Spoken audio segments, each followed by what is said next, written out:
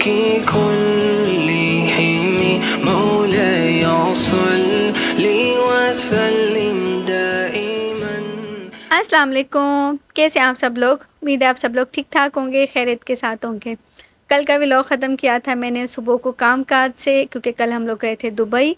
तो जी ये है जी दिन का बाकी हिस्सा। तो जी व्लॉग का शुरू करते हैं इस काले कलोटे तवे के साथ में, जिसे मुझे हर 10-15 दिन के बाद साफ़ करना पड़ता है, लेकिन फिर भी इसकी जान नहीं छोड़ती हूँ।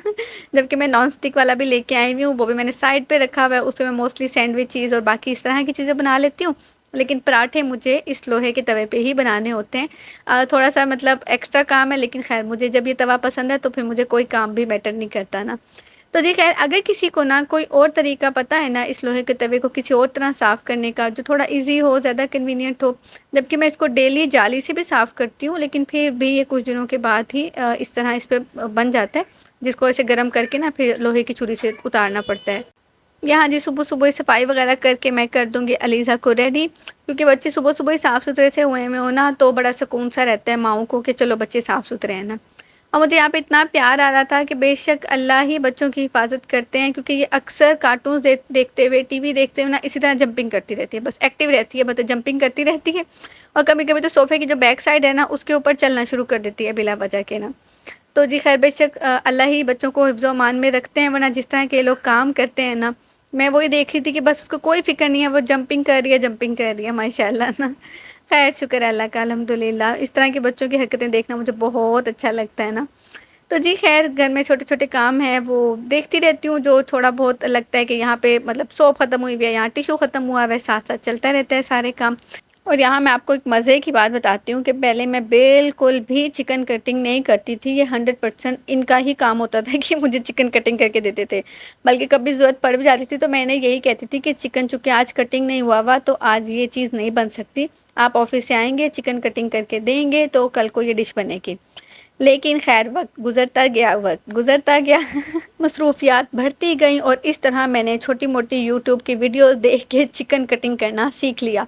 क्योंकि अब अक्सर ऐसा होता था कि अगर कभी चिकन नहीं होता था और बनाना होता था अलबत्ता कुछ ना कुछ, तो फिर मैं कर लेती हूँ अल्हम्दुलिल्लाह ना। काफ़ी वीडियोज़ देखी मैंने, तो अभी मुझे थोड़ा बहुत करना आ गया है ना, क्योंकि इतना भी मुश्किल काम नहीं है, क्योंकि बस नाइफ़ तेज़ होनी चाहिए और थोड़े बहुत आपको कट्स पता होना चाहिए कि कहाँ पे लगाने हैं ना। तो जी ख़ैर, आज मुझे बनाना था चिकन पुलाव, तो जो चिकन का जितना भी ऊपर से इम्प्योरिटीज़ थी वो आपने रिमूव ज़रूर करनी है, चाहे वो चिकन हो, चाहे मटन हो, चाहे वो कीमा हो। तो वो मैंने रिमूव कर दी थी, और उसके बाद उसमें सारे मसाले वग़ैरह डाल दिए थे। यख़नी रेडी होने के लिए रख दी थी। मैं एक तरफ यख़नी रखती हूँ, दूसरी तरफ मैं मसाला बना लेती हूँ, तो एक ही साथ दोनों काम हो जाते हैं ना। तो जी ख़ैर, प्याज़ ब्राउन करेंगे उसके अंदर, जब वो प्याज़ ब्राउन हो जाएँगे, मतलब ज़रा 10 मिनट पहले यख़नी रख देती हूँ ना, क्योंकि आपको पता है चिकन पकने में इतना टाइम तो लेता नहीं है। तो जी ख़ैर, बस सिर्फ़ चिकन निकाल के मैं इसमें डालूँगी, भुनाई करूँगी, और इसके अंदर मैं ऐसे टमाटर नहीं ऐड करती हूँ, पहले किया करती थी, अब नहीं ऐड करती। बस मैं इसमें प्लेन दही डालूँगी, और सबसे मुझे इसमें यख़नी में जो मज़े की चीज़ लगती है ना, वो ये है जो मैं इस वक़्त डाल रही हूँ, फ्रेश अदरक, लहसुन, सौंफ और सब्ज़ मिर्च, इसका पेस्ट कह लें, या आप इसको मतलब चॉपर में कर लें, तो ये मुझे बहुत पसंद है। इससे जो एक सौंफ का एक टेस्ट आता है ना पुलाव में, और जो सब्ज़ मिर्च का और अदरक लहसुन का, फ्रेश अदरक लहसुन का, मुझे बहुत पसंद है ना। तो जी ख़ैर, इस वक़्त तक बच्चे भी आ गए थे शुक्रिल्लाह घर पे।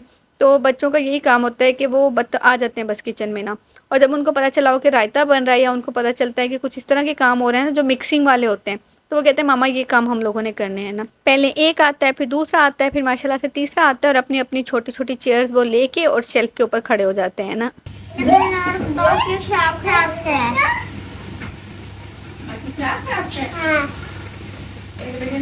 निकाल दिया? जी, थोड़ा ना ब्लैक सा पानी निकाल दूँ, हाँ? गंदा गंदा वाला, हाँ, थोड़ा सा और कर दो, दे दो। अगर जो है ना पिला दूँ। 1, 2।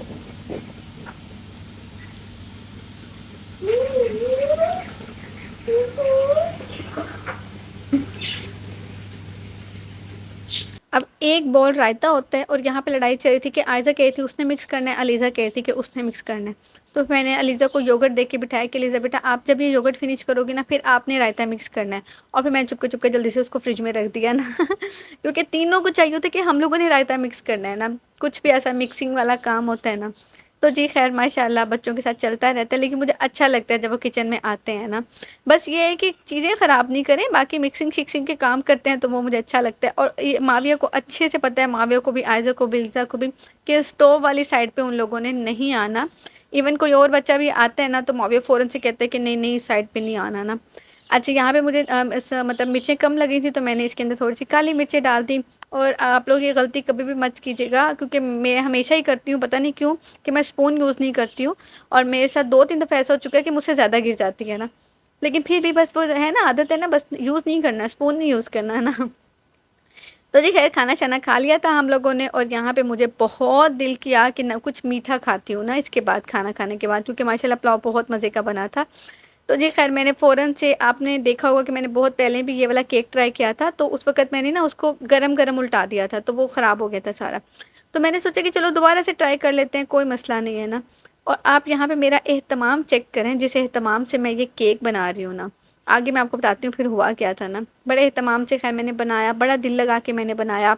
और फिर जब वीडियो शूट करनी हो तो फिर वो अलग से एक मसला, कि एक-एक चीज़ फिर रख के ओ को डालो, कैमरा ऑन करो, कैमरा ऑफ करो। चलें जी खैर, मैंने इतनी मेहनत की ना इस केक के लिए। और यहाँ पे ये हो रहा था कि ये ना मतलब रुक नहीं रही थी, जब मैं इसको घुमाती थी ना ये पूरा ही घूम जाता था। तो मैंने इनको बुलाया कि अच्छा आप इसको 1 मिनट के लिए पकड़ें। तो जी खैर फिर ये मतलब इनका भी हिस्सा शामिल हो गया ना, ये भी आ गए अब खैर किचन में ना। तो जी खैर 3 मिनट के लिए आपने इसको रखना था बेक होने के लिए माइक्रोवेव ओवन में ना। तो जी खैर मैंने वो भी रख दिया जैसे-जैसे रील में बताया हुआ था। अच्छा, पर्सनली मुझे बेकिंग बिल्कुल मतलब पसंद इस लिहाज से कि मैं नमकीन, बेकिंग में नमकीन चीज़ें बनाती हूँ, पिज़्ज़ा और ब्रेड वग़ैरह इस तरह की चीज़ें। पर मुझे मीठे बनाना बिल्कुल भी पसंद नहीं है। लेकिन मैं फिर भी आजकल कोशिश कर रही हूँ कि चलो अच्छा, मैं बेकिंग मतलब कर ही रही हूँ कुकिंग, तो मैं इस तरफ भी थोड़ा-सा आती हूँ ना। मुझे बेकिंग पसंद ना होने की सबसे बड़ी वजह है कि इसमें हर चीज़ मुहैया करके डालनी पड़ती है, और इसमें हर चीज़ स्टेप बाय स्टेप करनी पड़ती है। मुझे रेसिपी फ़ॉलो करना बिल्कुल पसंद नहीं है, 100% मुझे रेसिपी फ़ॉलो करना पसंद नहीं है। मैं बस रेसिपी देखती हूँ, उसके बाद मैं खुद बनाती हूँ उसको, कि नमक मिर्च कितना डालना है मैंने इसमें। मैंने कभी नहीं पढ़ा कि 1 टेबलस्पून है कि 1 टीस्पून है, बस मैं खुद ही डाल देती हूँ। लेकिन बेकिंग में ये मसला है कि आपको एक-एक चीज़ देख के डालनी पड़ती है, और इसी वजह से मुझे ये रेसिपीज़ फ़ॉलो करना बिल्कुल पसंद नहीं है। ख़ैर जी, इस वक़्त मैं फुल हवा में उड़ रही थी कि भई क्या आला केक बनने वाला है। इवन जो मेरी पर्सनल चॉकलेट थी ना, जो मुझे इन्होंने ला के दी थी वो चॉकलेट, सिर्फ़ मेरे लिए, मतलब बच्चों के लिए तो अलग से आती है ना चॉकलेट्स, वो जो मेरी चॉकलेट थी ना, मैंने उसको भी क्रश करके केक में डाल दिया। मैंने कहा अब इतने लेवल का केक बन रहा है तो भई कोई मसला नहीं, मैं चॉकलेट भी कुर्बान कर देती हूँ। तो फिर मुझे एक और चीज़ पता चली कि आप होममेड चॉकलेट भी बना सकते हो, जिसको आप मतलब एक टाइप का आप चॉकलेट गनाश कह सकते हो, और वो आप केक पे स्प्रेड करोगे तो वाह जी वाह क्या मज़ा आएगा। और मैं मतलब फुल मुँह में पानी आया हुआ कि मतलब वाह जी वाह क्या चीज़ बनने वाली है। चॉकलेट तो मेरी वैसे ही फ़ेवरेट है ना। चलो जी, ये भी बना डाला मैंने रेसिपी देख-देख के ना।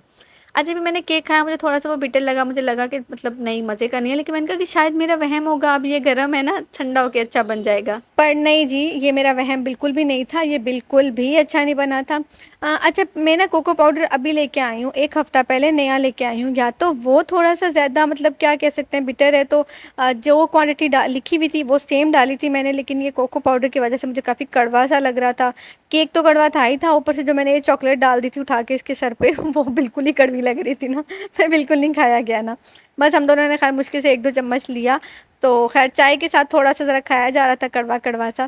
खैर जी, इस फ्लॉप रेसिपी के साथ मैं जाती हूँ आप लोगों से इजाज़त, दुआ में याद रखिएगा, मिलती हूँ नेक्स्ट व्लॉग में। अल्लाह हाफ़िज़।